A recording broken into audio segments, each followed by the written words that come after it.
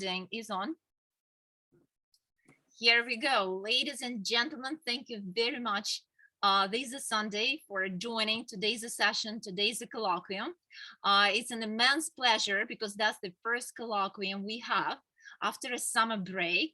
So I would say congratulations on the beginning of the pre-final of this term of 2022. So we have a term E and then one more term and the year is over. Do you believe in that? 2022 is going to be over in what, like 4 months or something already. So I believe we all became wiser and smarter and, kind of knowing much more about a range of different topics, not only in business administration and management, but around the world. And that's partially thanks to our Sunday colloquiums. I would dare to say so, right? Edward is nodding, so it gives me the right to claim this. So that's great to see you today, particularly because we welcome a remarkable guest speaker. His name is Neil Gilbert. Neil, if you say something that we could see you. Good morning, everybody, or good afternoon, or good evening, depending upon where you are in the world today. I'm in sunny California, and it's 8 o'clock here. Good to see you. Lovely, Neil. Thank you very much. Thank you for joining us because I know that it's quite early morning, as you say, in California. Professor Gilbert is professor of social welfare and social services at Berkeley, the University of California, US. I know Professor personally for a quite long period of time already because he was a winner of Fulbright scholarships, research scholarships, several of them, right, Neil? Yes. And one of those, that's when Professor Gilbert visited Oxford and delivered a number of absolutely incredible presentations and talks.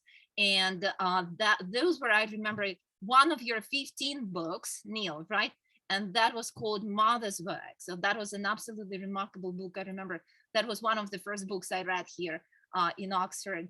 And also, just very briefly, correct me if I'm wrong, Neil, your publications include 15 books, 18 edited volumes, over 150 articles, and you were a senior researcher at the UN Institute of Social Research in Geneva, and you had visitors, positions, lectureships at London School of You have to lower expectations, please. Okay, all those books, many of them, I'm afraid, were not worth the trees that it cost to produce them. Oh, please. Thank you. You're very kind. But if you raise the expectations, the people may be disappointed. So thank you for this nice introduction. Oh, one of your best features, Professor Gilbert, is your modesty, that's for sure. And I'll just mention your recent book that's called Never Enough, Capitalism and Progressive Spirit. I've read it as well. And I should say that, guys, if you have time, please do that. Do read the book because it's really worth it. Actually, today, the topic of today's discussion is post-pandemic of social developments in the United States.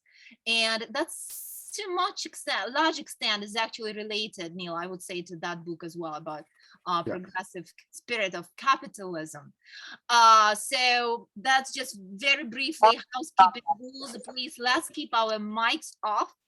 That would provide us with a better quality of the sound. My name is Dr. Santelova. Please address me as a Tony. That would be my pleasure. And the format is quite usual. So we give Professor Gilbert about 40-45 minutes, Professor, when you can deliver your talk. And we all listen attentively. And then we have our questions and our comments. Before you start, let me just mention that UBIS is absolutely delighted to welcome our new students at the university, and some of them, I can see them joining. Also today, the leadership of our university is joining us as well. And that's our CEO, Kathy. Kathy, if you say something that we could see you. Kathy Raffaelli. Kathy? I'm on mute, sorry. Yeah. I'm also on an iPad, so I'm not as fast. So good morning, everybody. Welcome to the new semester.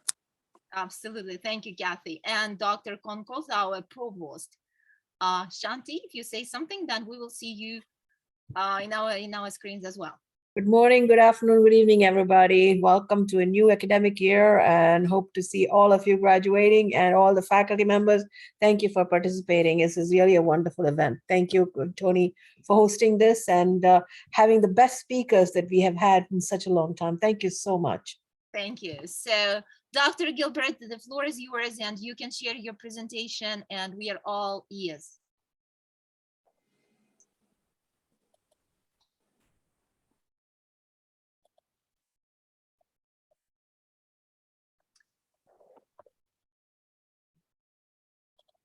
You can share your screen, right? Yes.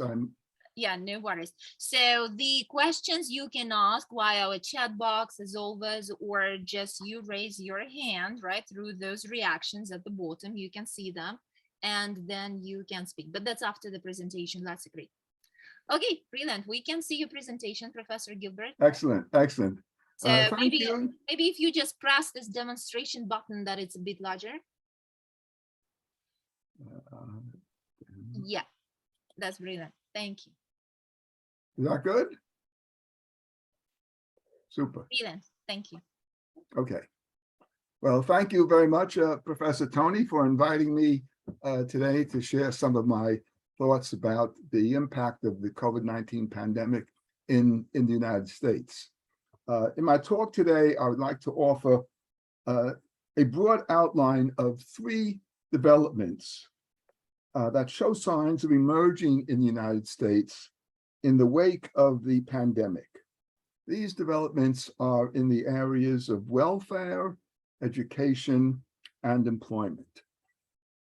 Starting with the pandemic's impact on welfare or poverty in the United States, the experience in the United States stands in stark contrast to that of developing countries. The World Bank estimates that the pandemic increased the level of extreme poverty by 97 million people worldwide. But most of this increase was suffered by low-income countries.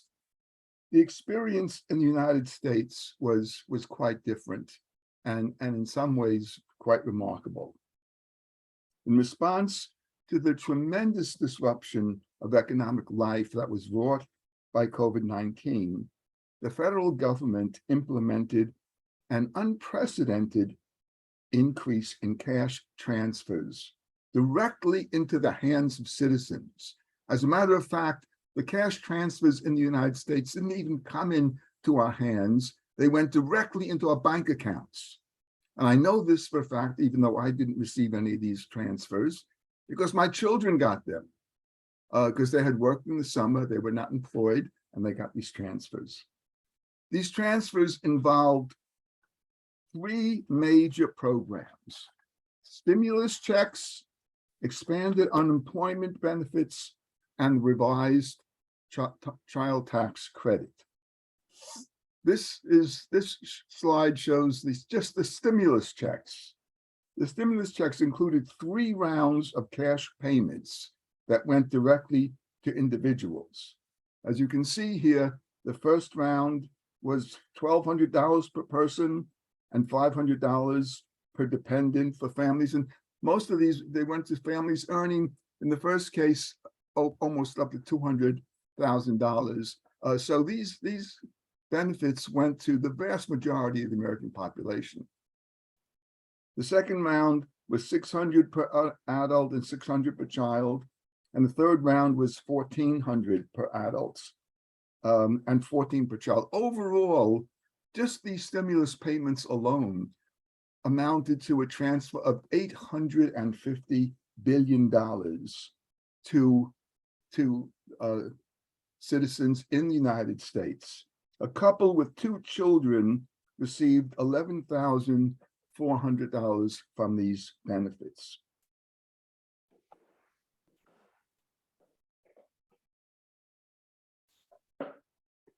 Oh yeah, so here, and this shows us the number of people that received the benefits. There were about 160 million, give or take. So almost a little less than half the population of the United States received these benefits.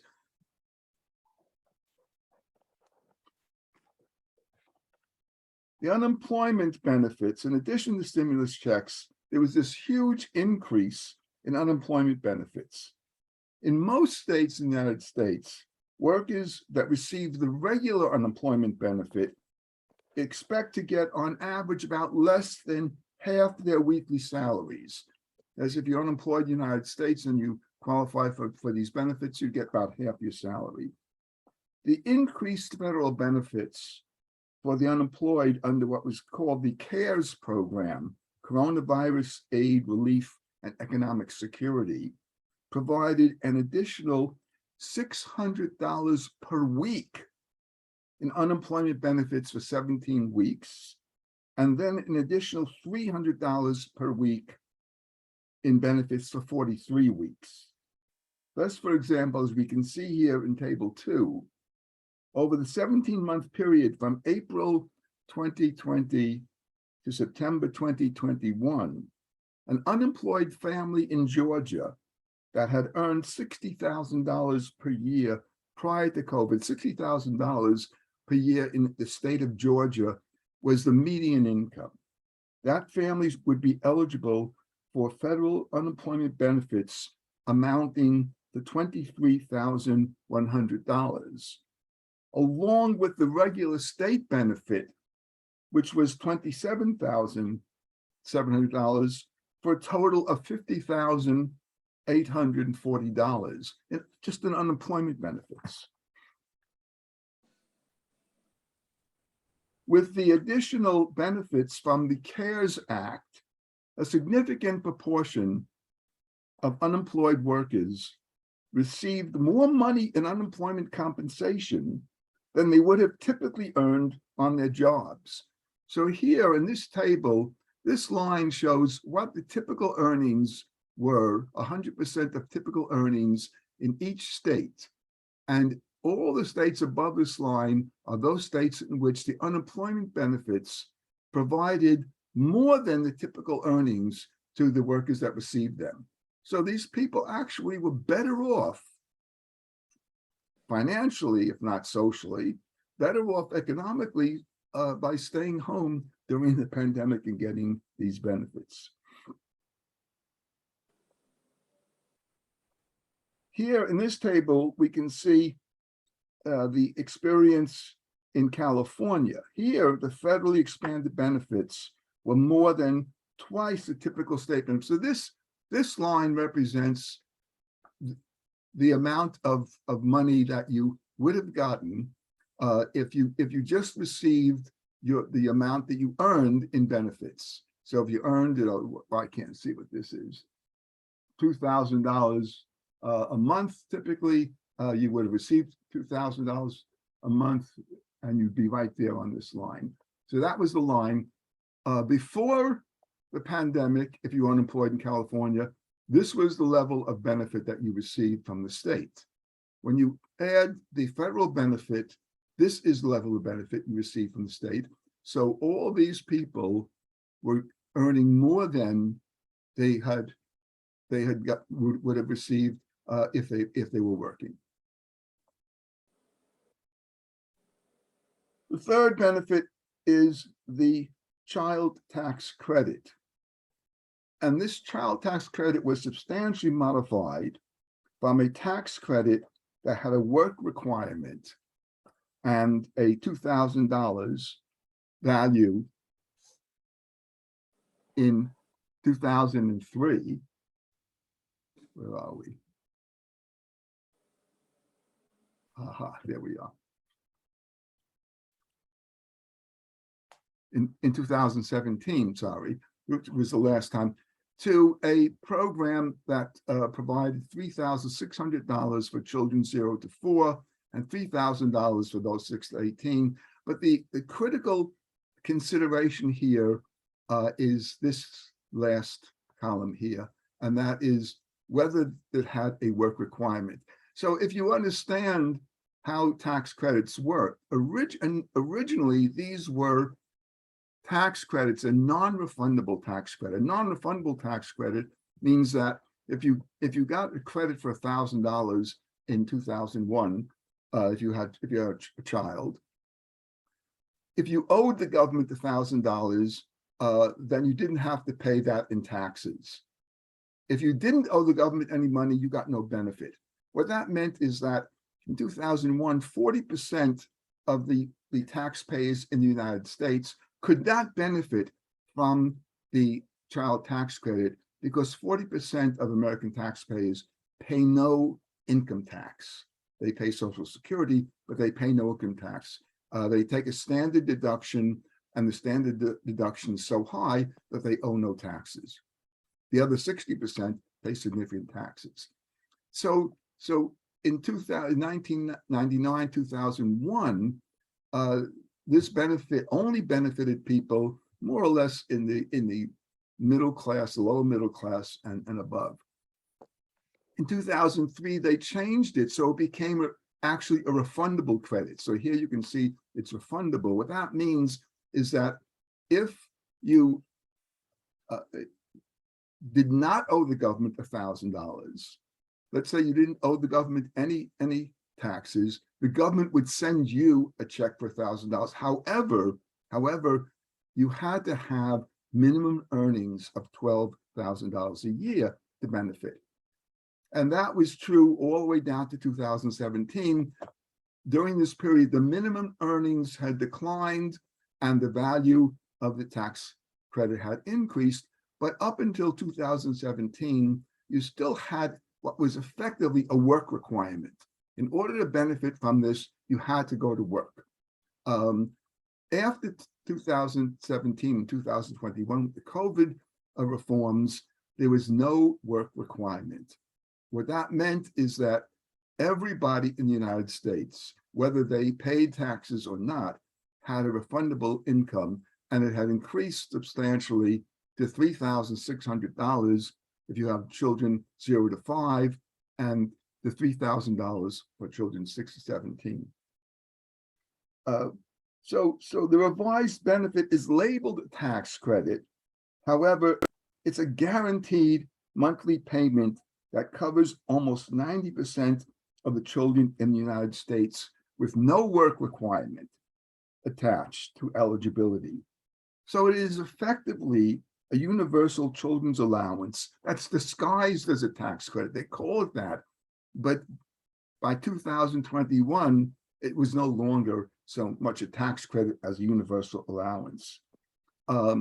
This tax credit in 2022 has not yet been reinstated. So we don't know what's going to happen to it by the end of this year. There's a lot of pressure to continue this credit, and what the current administration has been trying to do is say, well, we'll continue it just for another year or 2 years. And if they're able to do that, it will then become established and go on forever. Altogether, these 3 programs amount to a massive cash transfer in the United States. As we can see here in Table 6, an unemployed family of 4 in the state of Georgia with a previous income of $60,000, which, as I mentioned before, is the median income in that state, would receive COVID-related benefits totaling $70,000 from April 2020 to September 2021. So as a result of these massive transfers, what happened in the United States was quite remarkable. And that is, despite the lockdown of business throughout the country, despite the incredibly high unemployment rate, the poverty rate in 2021 was estimated to be 7.7%. You can see this is the poverty rate in 2021 with all the COVID programs. With 7.7%, almost 1/2 of the poverty rate in 2018. And the largest proportional decline among the age groups, this is the poverty age groups, the largest proportional decline is for children under the age of 18. From a longitudinal perspective, we can see that in 2021, the decline in poverty was historic. It never, since they started measuring poverty in the United States, did we have a decline of this level. So it's counterintuitive when I teach my students about policy in the United States, and I ask them, well, what do you think happened during the pandemic? Did poverty increase? Everyone says, oh yes, of course. Everyone was home, no one was working. Poverty must have increased dramatically. In fact, just the opposite happened. In light of all the transfers that the government made.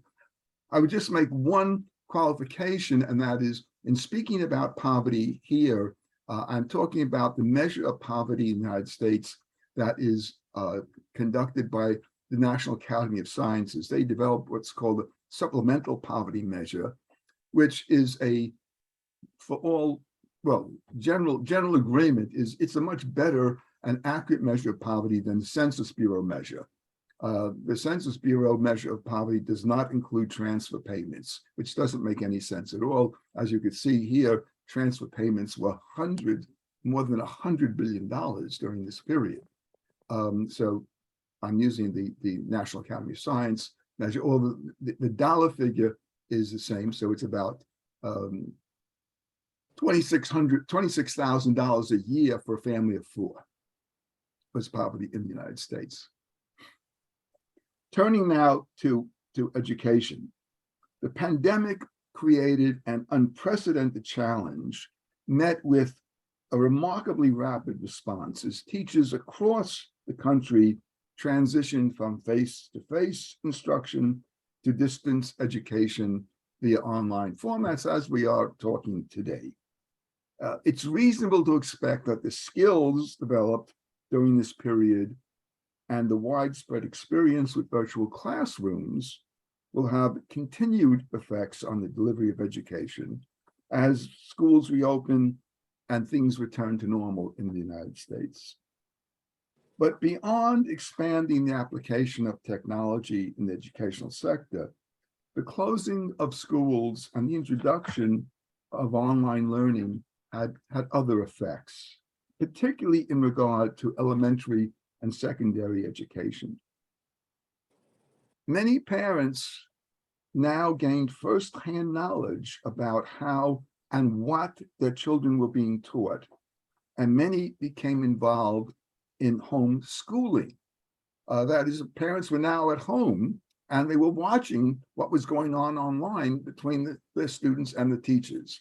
And a lot of parents were not very happy about it, and so decided that they were going to provide schooling for their own children at home. And you can see in this table, homeschooling in the United States during the pandemic virtually doubled or more than doubled.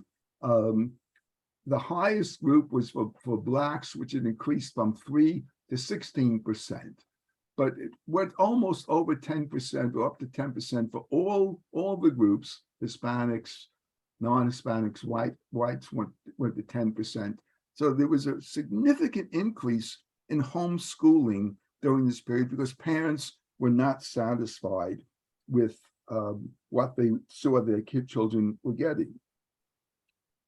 Understandably, there was variation among parents in regard to when they felt comfortable in having their children return to in-person education. Some people, as just all of us understand, are more risk averse than others. The Center for Disease Control data, which I have here, reveal that there were about 550 cases of deaths amongst children under age 17 or under during the pandemic year. I think this was 2021. This number of deaths is 1/2 the number that occurred for the same group of children due to pneumonia. Some people felt the risks of critical illness for children under 17 was minimal. That is, people who followed these data said the risk is less than pneumonia, and others remained fearful and were more concerned about these risks. Many parents who were less concerned about the risks for young children wanted the public schools to open and to start in-person learning well before the teachers' unions would allow schools to open. At the same time, many private schools in the United States remained open for in-person learning. With public schools closed, parents began to explore new educational alternatives. And across the country, policymakers responded. So in the United States, 18 states enacted 7 new educational choice policies and expanded 21 existing ones. Surveys found that the vast majority of Americans now were in favor of school choice. So this table shows the groups who are favor school choice, and we have all voted 65%, African Americans 74% favored school choice, Latinos 71%, and all K-12 parents, 2/3 favored school choice. Public school enrollment fell in 2021. That year was widely hailed as the year of school choice, an unanticipated impact of the pandemic. And that is, many parents began to say, wait a second, maybe the government ought to be providing us with vouchers, opening more charter schools, or we can be educating our own children at home. Finally, the pandemic has expanded the possibilities, just as it has expanded the possibilities of online education. It had a similar impact on telecommuting for the overall workforce. Based on a nationally representative survey of adults, the Gallup poll finds that from October 2020 to April 2021, when most the non-essential businesses were closed, the level of remote work in the United States was stable at about 52% of all workers were operating all or part-time from their homes. Among these workers, 72% were in white-collar jobs and 14% in blue-collar jobs. How much of this will continue beyond the pandemic is an open question. As we can see here in table 12, when you ask businesses whether they intend to have people work one day or more from home, the overall proportion has more than doubled from 9 to 27%. So there's a significant increase in the likelihood that the people will be working more from home. Analysis conducted by a team of economists estimate that compared to the degree of telecommuting prior to COVID, the number of working days at home is expected to triple after the pandemic ends. Thus, the pandemic's impact on employment is likely to have a lasting effect on work. Okay, so I've outlined how the US response to COVID could alleviate poverty, expand educational choice, and modify the culture of work. But this picture is incomplete. So to round out this very brief sketch about what life after COVID may hold in store, I'd like to share some thoughts about the unanticipated consequences and the spillover effects should these social developments regarding welfare, education, and employment come to pass. In regard to welfare, the huge infusion of direct cash payments through the stimulus, the unemployment benefits, and child tax credit may have primed public opinion for a general expansion of income maintenance programs. The universal $3,600 a year child tax credit is foremost among these measures, and some see this as a precursor of a universal basic income. The continuance of the child tax credit, if the current Congress is able to vote to continue this for another year, will undoubtedly alleviate some degree of poverty in the United States. However, as an unconditional cash grant, there are concerns that if we continue this child tax credit and we provide it as a absolute benefit without any requirements for work, there are concerns that it will add just enough to existing benefits in the United States. So currently people who have low income receive benefits from the Supplemental Nutrition Assistance Program. That's the food, was used to be called the food stamps program, from public assistance, that is welfare, and subsidized housing, childcare, and Medicaid, medical care. If you add $3,600 a year per child as a child tax credit, there's concern that the total package of these benefits will create a disincentive to work for many people. Moreover, there's a question of the potential inflationary spillover effects of increasing social spending on children's benefits by over $100 billion a year, especially in light of the looming deficit in the U.S. Social Security Fund. In the realm of education, the expansion of school choice through vouchers and charter schools offers greater opportunities for parents to select the educational venue for their children. This is particularly the case for many low-income minority families that favor this development. And I would just say that in the United States, the middle class and the upper middle class, in fact, have a high degree of school choice because typically families in the United States, young families, as soon as they have children and they think about school, they decide to move. And what they do is they look, they go online and the data are all there. So if you're moving from, say, Washington to California or California to Oregon, or moving within California from one area to another, you can find all the school districts and their scores. And you can also find the median cost of housing in those neighborhoods. And what people typically do in the United States when they have young children and they're thinking about school is they look for the districts that have the schools with the best scores and the housing that is most within their means. And that is where the middle class moves to, or at least the way they exercise their school choice. Now, poor people don't have the economic flexibility to make those moves, and so they're stuck with the schools in their neighborhood.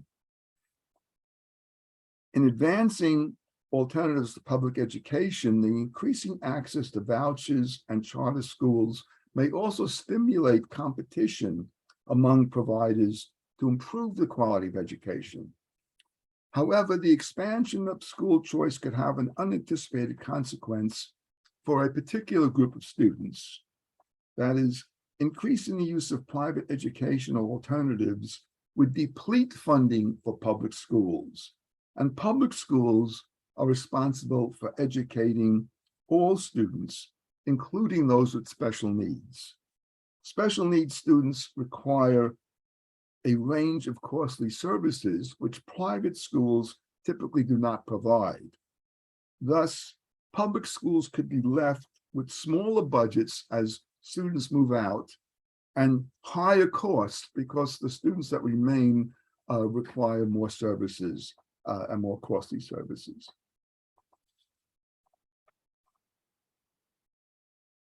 Finally, there is much to recommend the changing culture of work, which allows for increased telecommunication. It reduces the amount of time spent traveling back and forth to work. In the United States, this averages perhaps an hour a day. It saves time and money. Working remotely allows greater temporal autonomy and possibly improves the work-life balance for families. An increase in telecommuting has many potential spillover effects, both positive and negative. On the plus side, it would reduce the emission of CO2 and other global warming gases because fewer people in their cars commuting to work. It would also allow greater geographic mobility for families, boosting real estate developments in rural and semi-rural areas while shrinking demand in cities for rental units and high-rise office space. This has happened already, certainly in California. We've had somewhat of an exodus from the urban areas as people who can telecommute, which is often those in the computing industry, have decided that they want larger homes and are moving to more rural areas. This may have an impact, though, on the class structure in the United States, because what you're going to have is a group of people who have the flexibility to move out of these cities, to move to other areas, to stay home and work. And then you're going to have a group of people, basically blue-collar workers, who can't telecommute. And this will deepen the lifestyle divide between blue-collar and white-collar workers. Today, if you work in San Francisco, fortunately I don't because I'm here. I go to university, which is 5 minutes away, but occasionally I have to go there in the morning. And what you find is that there's a huge traffic jam as you come up to the Oakland-San Francisco Bay Bridge, hundreds and hundreds, maybe thousands of cars moving very, very slowly. And whenever I have to go there and I look, I think all these people, every day they have to commute to work like this.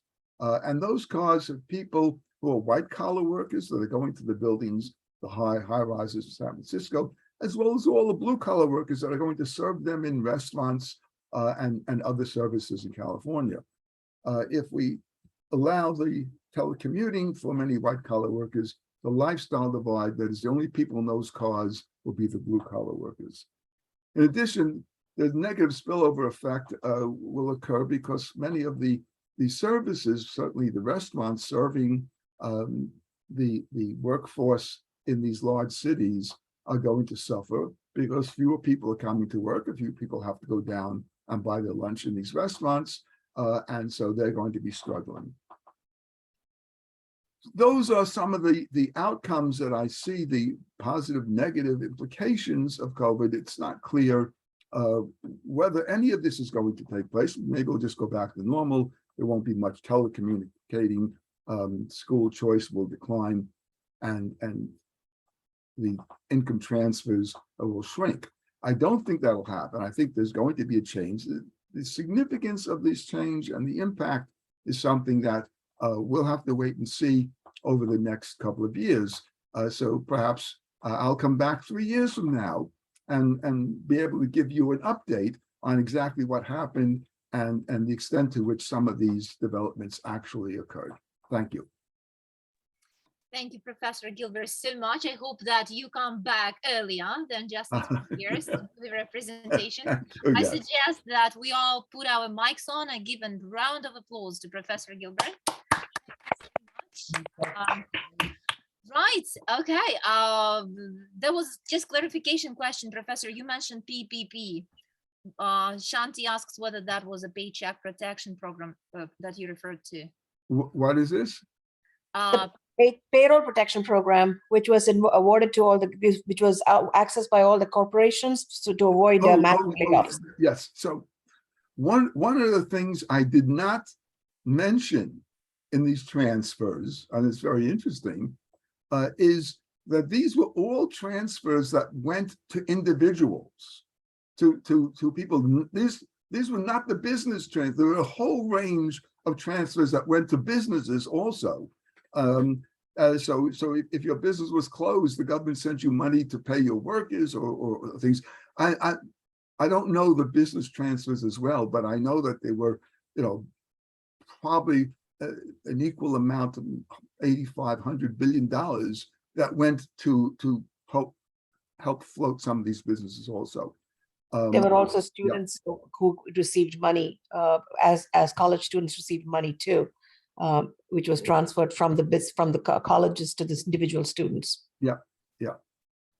No, it was historically unprecedented transfer, and a lot of people got used to the idea that, oh, I sit at home, the government sends me a check, and so the idea that maybe there should be some kind of guaranteed income has gained more ground or more purchase within public opinion than ever before.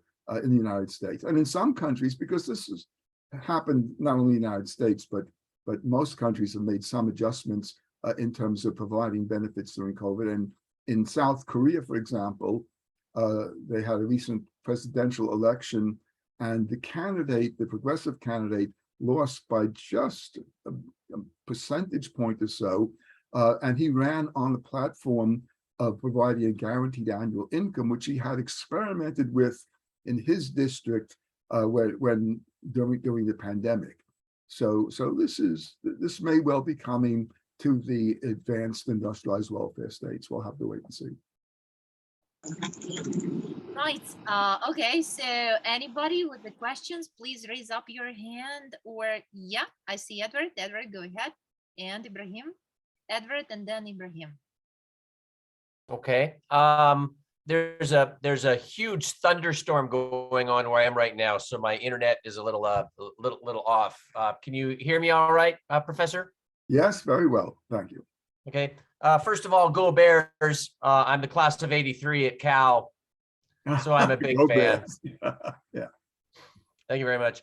I have a question about the social transformation that unintended consequence of all of these cash payments that happened. This affected me very personally because I have my family has a vacation home in northern Colorado, and maintenance there has always been a big problem. It's always been very difficult to get electricians and plumbers and carpenters, and especially forestry workers, people who will come and cut the trees, who will clear the forests, who will do forestry work. During the two COVID years,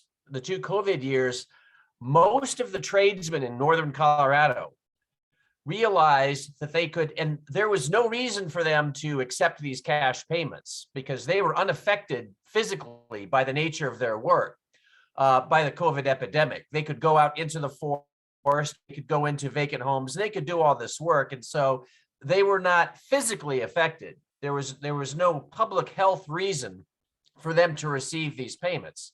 However, they all realized that they had a choice. They could either make $6,000 a month by working very, very, very hard, 10 or 12 hours a day, working very hard, or they could receive $4,000 a month for doing absolutely nothing for a year and a half. Yes. And that's what they all did. Almost every tradesman in Colorado, they all took a year and a half off and collected these payments and just sat home watching Netflix. And when these transfer payments ended, they realized they didn't want to go back to work. They decided it was too much work for too little money. And so they either retired or they moved away or they went into a new job. And so entire industries now are almost wiped out. You can't get a plumber or an electrician or a forestry worker in northern Colorado right now. How, from both a social and a political and an economic point of view, what is the solution to a problem like this that may take years and years and years to fix? Because supply and demand is not working. Supply and demand it takes too long to fill these gaps. So what do we do in a situation like this? What do we do? Yes, that's a great question. It's a great question, and you're absolutely correct. It's not only happening in Colorado, it's happening all over the United States. The restaurants here in California that we go to now have put on their menus a statement that says, please, we're sorry, we're having difficulty getting help, so please be patient, because we don't have enough people to come and service. They're offering, up in Kentucky, California, they're offering $500 bonus payments for home cleaners. If you come to work, we'll give you a bonus payment to start $500.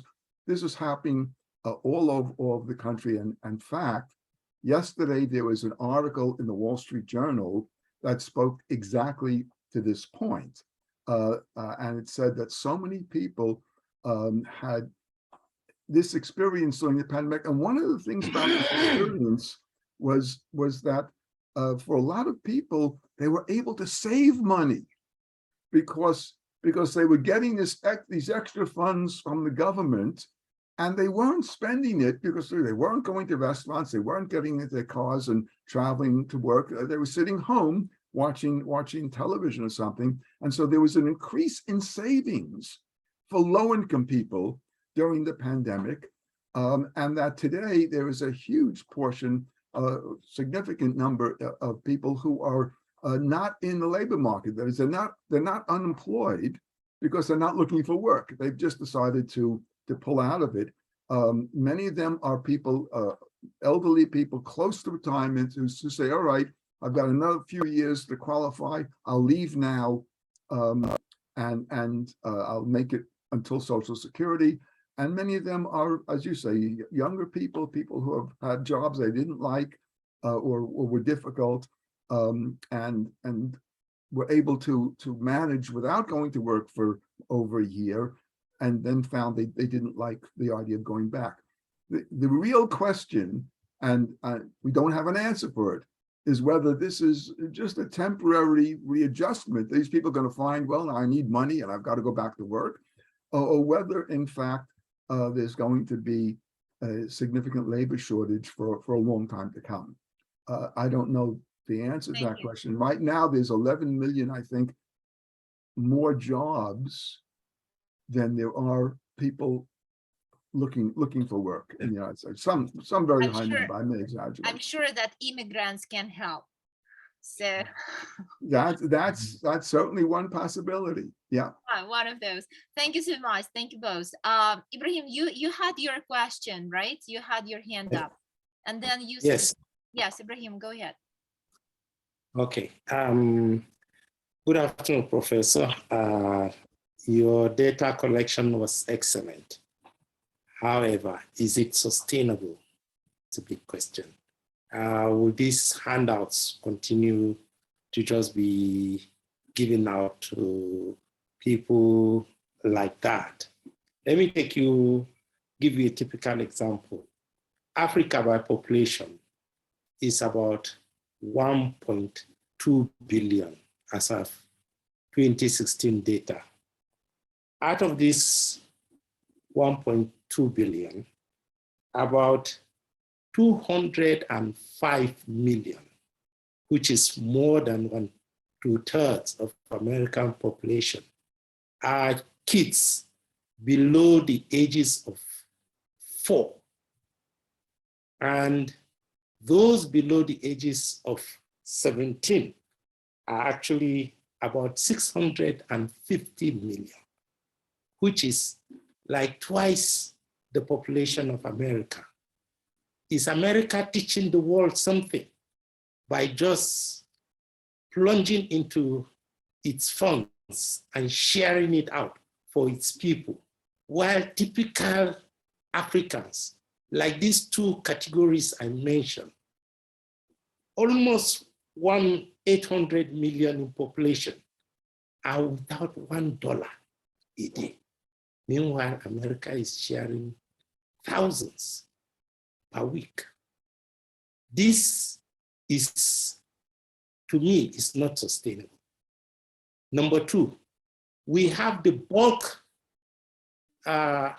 economic greenhouse emissions from America. Africa has nearly 0.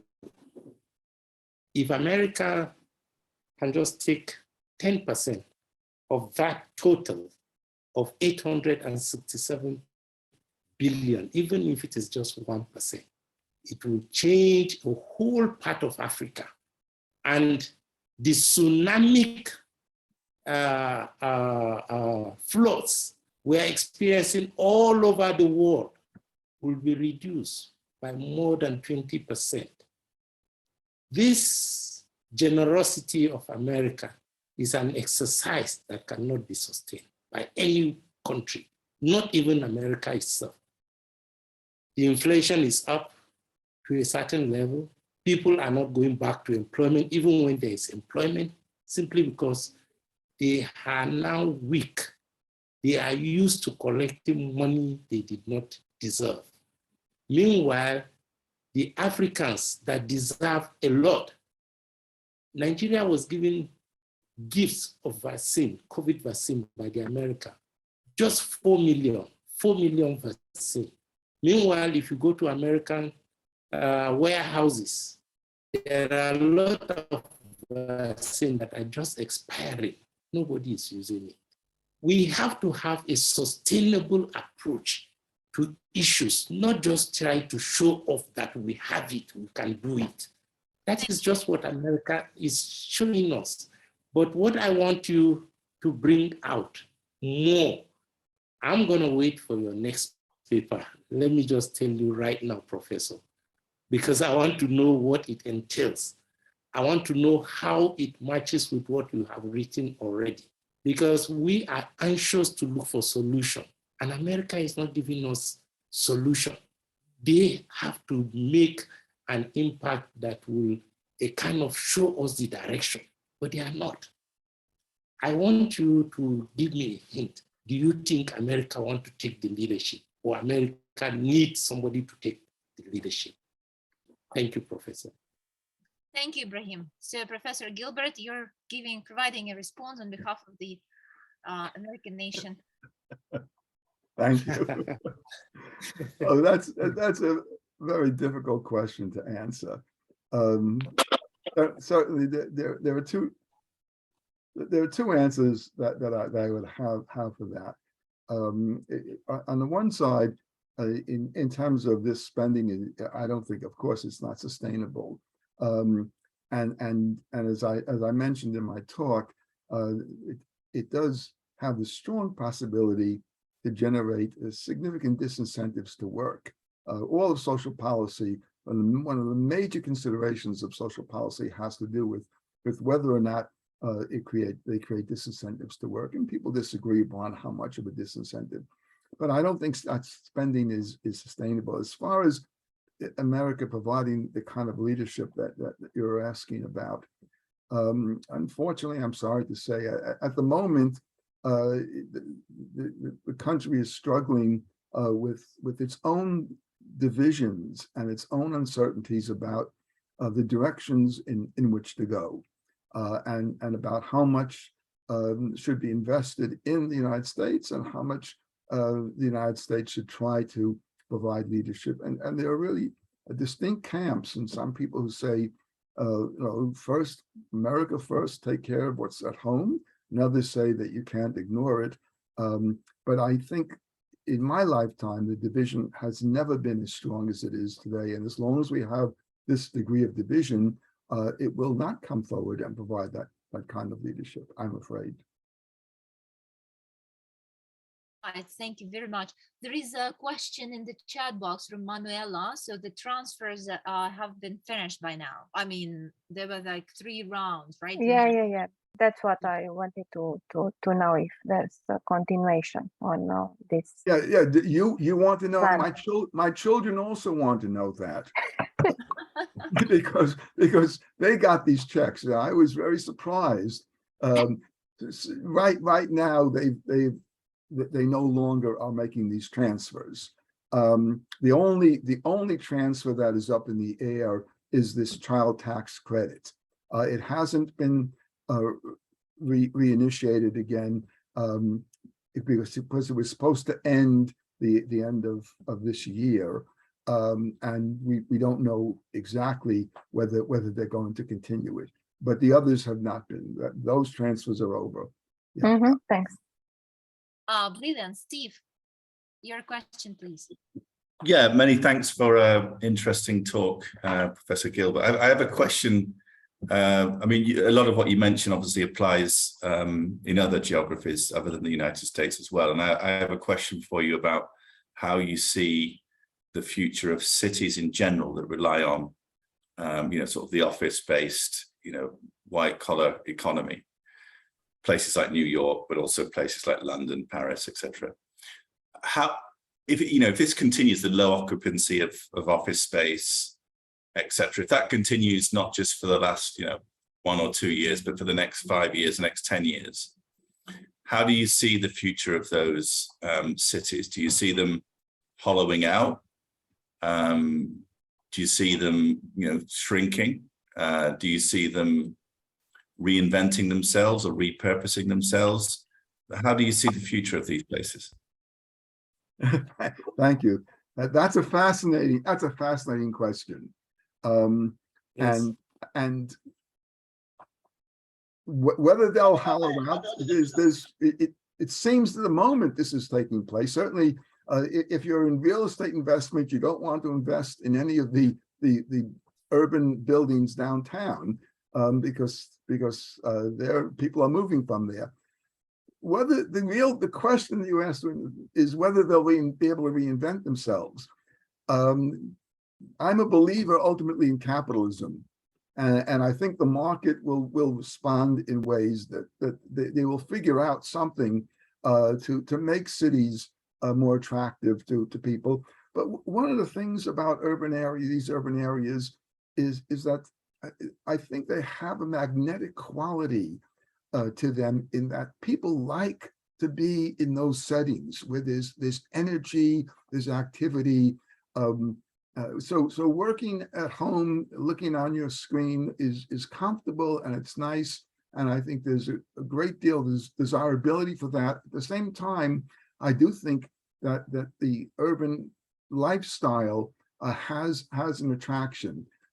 So I think the cities will in somehow manage to reinvent themselves and survive well. But I think it'll be somewhat different than what we have right now. I know a lot of people in the tech industry who are moving out of the cities, out of San Francisco, for example, into areas that are beautiful up in Truckee, California, which is Northern California, in the mountains, and you could work from home there, and maybe once a week drive into town, or once every 2 weeks go to the office.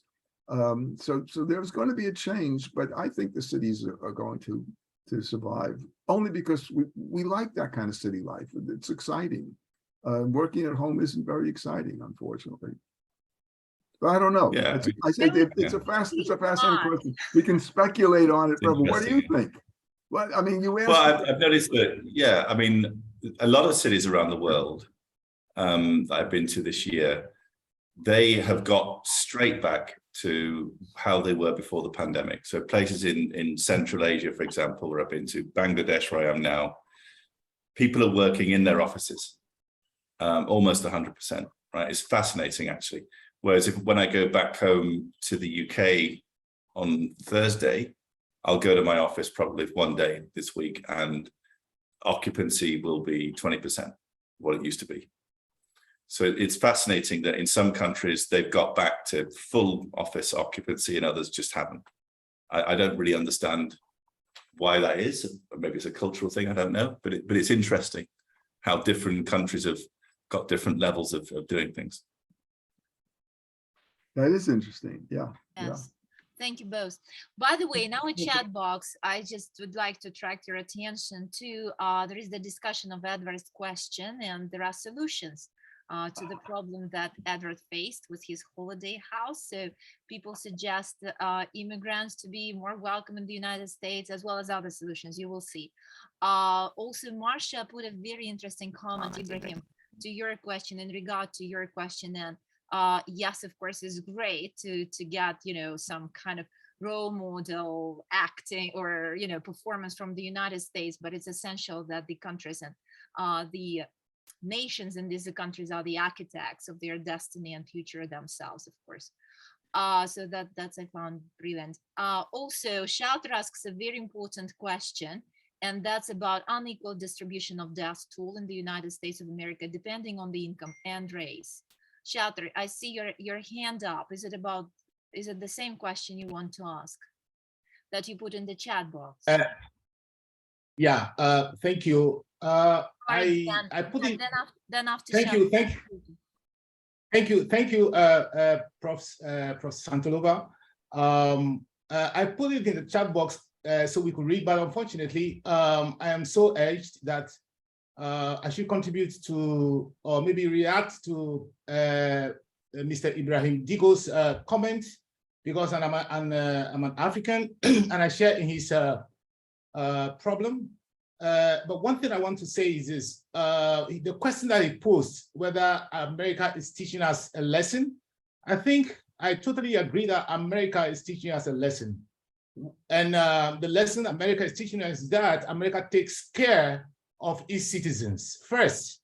And American is actually making it important for us to see that the rest of the world comes first and America is comes second, America is first.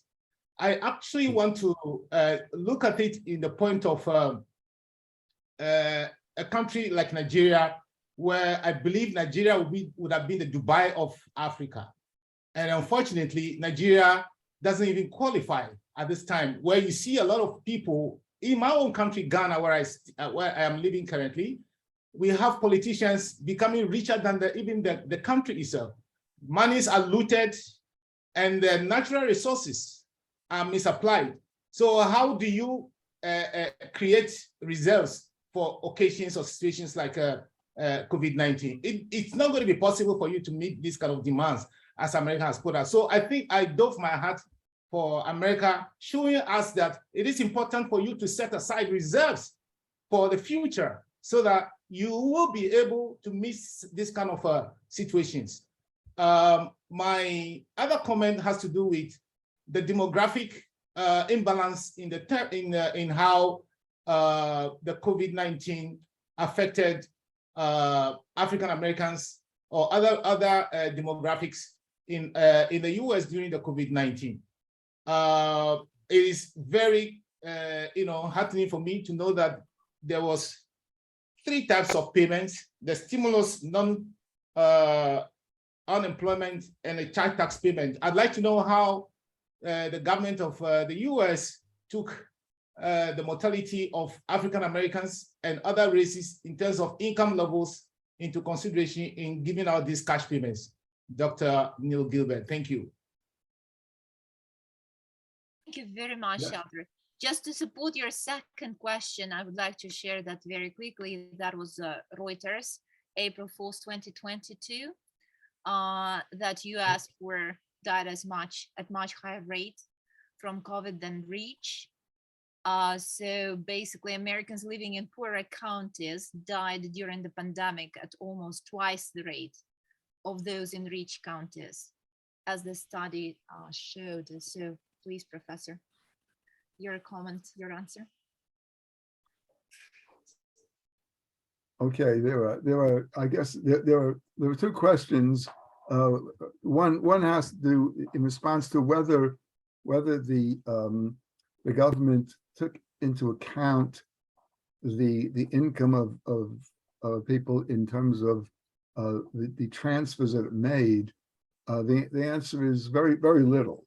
That is, the transfers went to, well, depending upon how you count it, transfers went to about 50% of the population, and that 50% were the bottom 50%. So there were very few in the top 50% that received the transfers. They went to my children because the government was not looking carefully, and they didn't count family income. They said, okay, these are individuals, they're adults and they've worked, and they're not out of work now. But most of the transfers went to the bottom 50%. That was the extent to which it was targeted. There wasn't much targeting beyond that. And in fact, if you look at the transfers that went to businesses, it may not have been the case. I don't know. I haven't seen the data comparing how much the business owners got relative to the transfers that went to individuals. So it's very difficult to make that calculation. I don't have the data on that.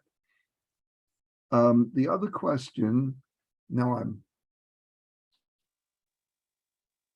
I forget what was the second. There was a second question. I'm sorry.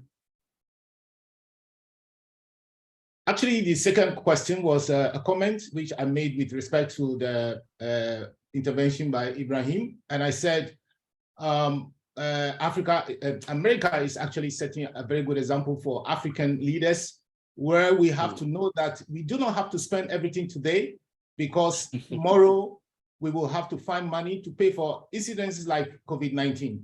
It was so pathetic that in the period of COVID-19, not a single African country was able to produce vaccine.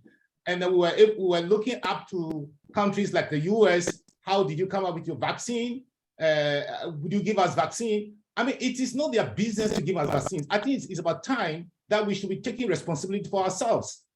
Nigeria and Ghana could produce vaccines for the whole of Africa. Why didn't we do that? We only hear cases of politicians stealing our monies and stashing them in other countries, in Switzerland, in the US, in other places, and they are far ahead of us.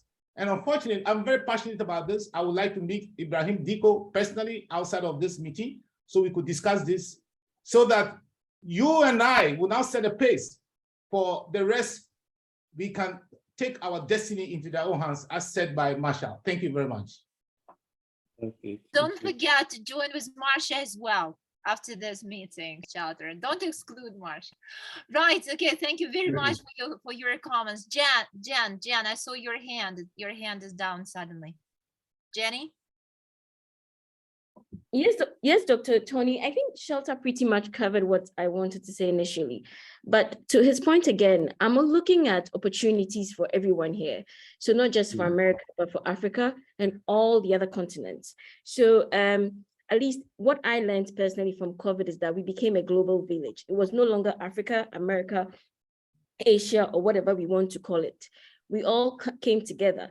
Look at us. Today, we're taking advantage of this platform to educate ourselves, right? We're sharing ideas. We're doing this colloquium because COVID came. I'm sure if COVID hadn't come, it would have taken us time to get where we are today. So in the same way, if we are educating ourselves in this vein, why not also explore opportunities together? Not every country go back into their own shelves and try to do things for themselves. But for instance, so if there are jobs in Africa Americans can do, why not take advantage, you know? So I'm seeing opportunities. So if there's room in America for people to work remotely, if that's just maybe just a minute part of the solution, let's take advantage of it and see where we go with this. At least let's make some progress. You know, I should be able to sit in the UK and apply for a job in Africa. Same way you should sit in the UK and apply for a job and it should work. I mean, these barriers, I think, create all these things and puts certain countries behind, certain countries before. I mean, I think we're past that. Let's all come together and do something together as nations of the world and stop all this disparity and all this. This is just my opinion about this. That's a wonderful opinion, Jan. Thank you very much. Do we have more questions, comments? Yes, Abimbola, please. Hi, Professor Tony, and thank you for the time. Thanks, Neil, for the presentation. I think it's really awesome. I just want to make a comment to the question that a gentleman asked there, and also I have a question. So to how people, I mean, in terms of when we look at the building that people no longer go to work every day, what becomes of them? And there's a question around that. In my part of the world where I stay in Europe, I can say that that is now kind of being repurposed, if you put it that way, where you now have a sort of hot desk, where you would have a permanent desk before and have a seat. And now the people no longer come to work on every day. You now have some sort of hot desk where first come, first serve, and the rest is being turned into a meeting room. So it means that you can then have more people coming to use the space and it's more productive than it used to be. So that's just a comment I would like to add there. And then to my question is, during the pandemic, and even up until now, it's still a constant debate going on. You have many people who are spending more of their time at home. But, and then it gives you flexibility, depending on how you look at it, which is quite tricky. On one hand, you have time for yourself. On the other hand, I see that most people spend more time working online than they would have done if they were in the office. And at least it's happened to me, where if I'm in the office once it's 5 o'clock, I know I need to be home, and depending on what project I'm working on. But when I'm home, maybe because of the little break you take, you can then spend extensive hour, or you say, you know what, it's not a meeting. I can take it later. And then you take it in the evening, or you take it almost sometimes to 12. And so that's one cost on the X. I don't know if you have a thought on that, Neil, in terms of where do you see that driving us to in the long term? Then there's the other hidden costs, which is the cost of electricity, the cost of my internet. I mean, if you don't have company paying for your internet, but electricity, especially, you get to then consume that. And that is the cost that would have been borne by the company before now. But now, because you work from home, some of these silent, small costs are actually adding up to you. What do you think about that, Neil? Oh, those are very good questions. I like that. Absolutely. I like the electricity as a cost, because you're quite right. The question about productivity from home is really interesting, and I don't think there's an empirically rigorous answer to that yet. I know that a lot of people are asking it at the university. They've already done surveys in Berkeley asking faculty, asking administrators, are you more productive or less productive? And the faculty claim that they're equally productive or more productive, most of them. But you raise a really interesting point about a certain kind of work that's open-ended. So when it's open-ended, when there is no beginning and no ending, what does that mean for people? Will some people feel, well, gee, I've just got to keep going? Or will others take advantage of it and pull back? I think it probably varies by the individual. It's the same for an academic career. Academics have a lot of flexibility in their schedules. No one wants to know where you are for most of the hours of the week. And some people work very hard. They work overtime. They produce a great deal, and others kind of slide along and enjoy life in other ways. So I don't know the answer to that, but the real question of productivity, but working at home, is something that I think probably in the next couple of years is going to be studied very carefully, because a lot of these companies, their staff and their employees want to work from home. And I think if they can show that they're equally productive, they'll do that. Of course, there are other side effects. I mean, housing now is new houses are being built with offices all over the place. If you're in the building industry in the United States today, you want to build a new house, you're going to put an office in it. Then the question of human relations. If you're home with your children, it's good to be home with the children. Maybe people need some separation. We don't know about the outcome of all this. It's fascinating to study over time and see what will happen. Lovely. Abimbola, but my story agrees with you in regard to definitely extended number of hours we all work. And there are studies, guys, in Google Scholar, you can find those, which actually claim that very often the productivity went down, but the number of hours went up. You know? But again, that depends a lot on different industries, you know, what industry we're talking about, and of course the position. The other thing I wanted to tell you, just recently I found a book by David Graeber called Bullshit Jobs. And that's actually an interesting analysis of the job market. And, you know, he actually provides the typology of so-called bullshit jobs. And, you know, there are 5 distinctive categories suggested, and this online mode of working actually reduces these types of not necessarily producing the outcome jobs, and that is the quite positive, I would say, the outcome of COVID as well. So that's an interesting book. I will put it in the chat box now. But I have a question to Dr. Faisal. Dr. Faisal, good to see you. So what about you? What would you say? Because you are an academic, you know, joining Dr. Faisal, what city are you joining from? In Malaysia, right? Yes, I'm joining from Malaysia, yes. Right. So what is the understanding, you know, and the impression from there about the online? Thank you, Dr. Tony. It's nice to be back. I was away for about 5 weeks because I was down with COVID actually. Oh, so sorry. Yeah, I'm Good to still have you recovering. back, Dr. Faisal.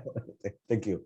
No, basically, in terms of the presentation and all things on this side of the world, we do have this program called, because we have a lockdown period in 2021 at that point of time, or 2020. So we closed down all the businesses for about 6 months. So the government initiative is that to give the handout to the various level, regardless whether you are in the top 10 or whether you are in the middle 40 or whether you are in below 40 and all those things. There is also a handout given, and banks work, the government works with the bank to defer the loan payments. So in terms of the housing loan, car loans and whatever, student loan and whatever. So the banks was requested to give that leeway. And we have a reserve of 60 billion ringgit. So if you divide by 4, it's about 20 billion USD plus, you know. And we use those provisions to do the to support the livelihood of individuals who have lost job or are not going to work and all those things. But that is in terms of the supporting the livelihood of the people, or trying to cope with the poverty and making sure that the inflation doesn't go too much high. Yeah, managing the inflation. Okay, but in terms of the work, going to work, yes. Since the pandemic, a lot of people are so happy, or not say happy, they are so comfortable with working from home. But again, it can be a challenging if it depends on the situation. In my case, I'm empty nest now because all my children are away, got married and all those things. So me and my wife. So it's okay for me to work from home. However, for those who have full nest with small children going up, and it can be a challenge for them to attend meeting and all those things. But post-pandemic, we found that a lot of offices are now being filled up by the workforce because of we have done all the vaccination and all those booster shots. So people are more able to go out and to fill up the office. But again, being prudent, not taking too high of a risk, there's always a cap. It should not be more than 70% or 80% of the capacity. And what we have discovered is that especially the young generation, they would rather be digital nomads rather than going to office. So they are working, they're having these terms calling workcation. They go out on a vacation and still work. So instead of working in Malaysia, for example, in the city, they will go out on a vacation with their family or with whoever they wish to. But within that, because we are able to work remotely, they are coining this term called workation. I'm on vacation, but I'm also working. So the feel that we get is that the feedback that we get is that they are more happier, and a happier staff, what you call that, will produce more work. Will be more productive, so to speak. I mean, that's the situation that we are feeling, that we are facing, and we're still running class online, although we have face-to-face classes, but we still have face-to-face classes. I mean, online classes or hybrid. Okay. Yeah. Thank you very much, Dr. Faisal. I see your hand, Abimbola, but one question from me to Dr. Gilbert before we finish today's discussion. So Dr. Faisal nicely referred to the changes within the households, you know, all these dynamics, all these relationships. We know, if I'm not mistaken, the divorce rate definitely grew over this period of time. At least I'm talking about the UK. So what can you say? Because I know that you're an expert in family policy. So Professor Gilbert, what was the impact of COVID on this area of our lives? Thank you. It's a complex question. I'm not quite sure I know the real answer. I think it really varied in terms of For some people, yes, being home, it may depend upon how big a house you have. I have a private office in my home. I can close the door, and so it doesn't much matter. Whereas if you're working in the living room, and you're trying to work from home, and you have kids, and you have a partner who's around, it might be more stressful. So I'm really not sure. I think we don't know the answer to a lot of these questions, and it will probably play out over time. I like the workation is really fascinating because it speaks to the other problem that was raised just before about whether you're actually working more, and that is whether people who, even when they go on vacation, feel they have to take their laptop with them and somehow sign in, and work never ends. There's no time of the year. And I think for some people, they may feel that compulsion to continually be checking in and online if they're working from home. Whereas when you work in the office, when you leave, you're gone. But these are developments that are emerging at this time, and we're all in the midst of it. And it's all we know is our own experience, how we have responded to it, how much as individuals we like to work online or we don't, how much our companies allow it, and so forth. The bigger picture is something that is interesting, and there'll be a lot of research being done on it, I think, in the next couple of years. Right. Thank you very much, Professor Gilbert. You see, your talk is so popular. I have already 4 hands up and only 3 minutes left. So I don't know how I managed this all, but I really would like to, all of you speak. So maybe we collect all these 3 in a row. So Abimbola, go ahead. To the point. Thank you, Tony. I'll try to keep it very short because of time. So Dr. Gilbert, I'm wondering, I want to know how those benefits that the United States government gave to, the people during the pandemic, how were they funded? Because here in Europe, I know the government actually supported the companies and said, don't make sure you don't sack anybody. We're going to give you money, and then you would end up paying your staffs. And then, of course, the employee then pay tax again to the government. So it's like a revolving fund going on. How were those funded in the United States? Were they also taxable? Abimbola, thank you. I see that you should be the leader of our finance discussion group. That's no, I mean it. I'm serious. No, that's a very, very good question. Ibrahim, your point. Yes, I just want to say I had worked as a financial controller and in London for Michelle Parkman. And that was prior to 2000. In fact, it was at way back as 2014, up to 2018. That is pre-pandemic. And 90% of my responsibility were done online, even at that time, because I was based in London. And it was quite challenging at the beginning because your children were not used to it. It's a new area and you have to be carrying laptops to the house, the security of the laptop itself at that time, But nowadays, I see working from home becoming the norm. I don't like going to the office, even though I have office, but I don't like going to the office.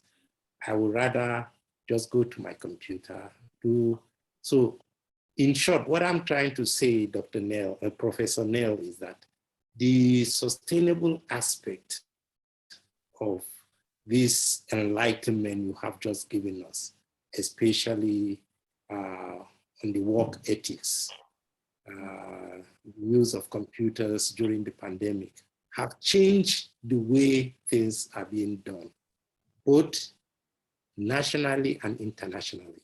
And I think the Zoom aspect that we are on its platform right now is one of the benefits that came out because of the pandemic. But some of us have actually worked like that prior to the pandemic. And I'm looking at it. The only thing that is a hiccup is the speed, but I know they are working on that. So I am sure that Dr. and Professor Neil has seen the advantages of what he was presenting to us, and that is why it was easy. So it's sustainable to a good extent. Thank you. Thank you. Thank you so much, Ibrahim. Dr. Konkos, Shanti, please. I have less than a minute, so basically I'm going to make it a very quick one. Neil, I just wanted to find out what your opinion is about the New York Times article that said that our math and English reading and writing abilities of our students in the 8th grade has been set back 10 years. The gains that we made for 20 years has been set back 10 years because of the pandemic. How are we going to solve that problem? Because these students in the United States are going to come to a higher education institution seriously underprepared to take college level courses. We already had that problem before. Now it's going to be impacted completely. And for me, I think that is the biggest nightmare as an educator, to have unprepared students in a college class. Thank you, Shanti. And in the chat box, Hussein mentioned actually the same thing, that particularly at the early stages when kids needed to learn how to write and read, all this remote learning might not be an option. So brilliant. Okay, so Dr. Gilbert, I mean, that's like literally a couple of minutes that you could answer this. It's 3 extremely important questions. Excellent, excellent. So do we have another hour? Let's cut it. Like, Yeah, no, but I love these questions because these are questions that are very hard to answer. And we'll start with the last one with Shanti. Yeah, this is a disaster in terms of what's happened. And one of the things the data don't show us all that clearly are the class divisions in who lost all these skills, because some children lost them more than others. Some had parents who were homeschooling, who were college educated parents who were able to help their students. And I suspect if you had a good control variable for social class, we'd find that it impacted greatly the poorer students, no question about it. What we're going to do about it, I don't know. This is, I mean, part of the reason why 2021 became known as the year of school choice was because a lot of parents were really, really aggravated at the fact that the schools would not open, and they knew that young children simply were not seriously at risk. The death rates for young children were less than pneumonia, as I said. I don't know. We'll see, but it's going to be a serious cost to our countries. With regard to how it was funded and were the benefits taxed, that's a great question. I don't know if the benefits were taxed. I mean, and the way it was funded, of course, is the government prints money. This is why we have inflation now. You know, they can fund it all and just print some more money. I don't know if it was taxed. I do know that a lot of the money that went to businesses was forgiven. I know that because there's an organization that I'm affiliated with, a nonprofit that received, I think, maybe $5-10 million to keep it running also. And at the end of the pandemic, it turned out that we really didn't need that money. We hadn't used it. And there was a big debate as to whether it should be returned to the government or not. The executive director decided that she wanted to return it. But there were a number of people who said, no, don't return it. They're forgiving everybody. Just keep it. They're going to forgive it. They don't know if you spent it. No one's going to come back after you. So I think that we don't really know how much was taxed, how much was forgiven, what went back. This was a very controversial issue in my organization, and people seriously felt we don't have to send the money back. With regard to the working from home, there is an advantage, and I prefer working from home also. And my colleagues do. They ask the committees I'm on at the university, okay, would you prefer to have our committee meetings online or back in person? And almost to a person, they said they prefer it online. Just less travel, more comfort, and a group of people who are used to working basically on their own, working independently. But the question remains, and it goes back to something, I'll just end it with what I said earlier. I do think that the new culture of work is going to have a real impact on the class differences in this country. You're going to have one group of people who are still commuting, who still have to get up or still have to be there, and another group of people who have the greater leisure, more time, and greater freedom. Even if you're working more, greater freedom to decide which hours you want to work. And maybe want to work 4 days a week and work longer online. So there's going to be that division, I believe. Actually, thank you, Professor. Actually, our Professor Manuela from UBIS put in chat box that working from home has already developed into working from anywhere. So we are talking about so-called working nomads. These are people, you know, actually there are 14 countries, which minimum 14 I know about, which offer visas for such people, for such professionals, working nomads. And for 2 years, by the way, I know that Vietnam is one of those. So if you manage to prove that you have a contract and you have some income required, you're very welcome to stay in the country, you know, and to work from that country online. So these are these new opportunities in the labor market. So we might think about it. Anyhow, everybody, and Professor Gilbert, thank you very much for today's discussion. That was absolutely fascinating, very insightful, and that's always a pleasure to have you, Professor Gilbert, with us. And please, each of you on this call, take the best care of yourself and your loved ones, and I see you next Sunday. So thank you very much. Thank you for the opportunity. Thank you again. Thank you. Thank you, everyone. Have a lovely rest of Sunday.